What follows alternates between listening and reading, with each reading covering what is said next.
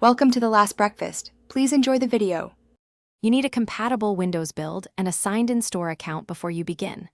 Once done, make sure Windows Update has installed recent patches so the store shows apps correctly.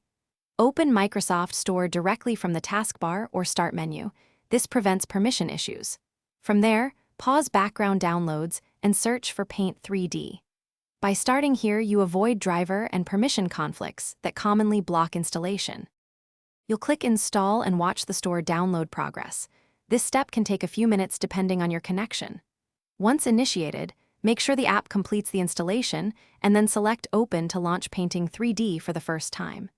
If the Install button is grayed out and sign back into the store or change your region temporarily. Also, check storage settings to ensure the Install target drive has enough space before proceeding. You should open Paint 3D and grant any requested permissions so tools and templates load correctly.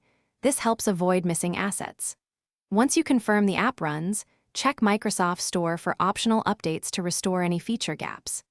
If Paint 3D crashes or won't open, run the Windows Store Apps Troubleshooter, reset the store cache using WS Reset, and if needed, reinstall the app. That single troubleshooting tip resolves. Thanks for watching. If this was helpful, leave a like and consider subscribing. See you next time.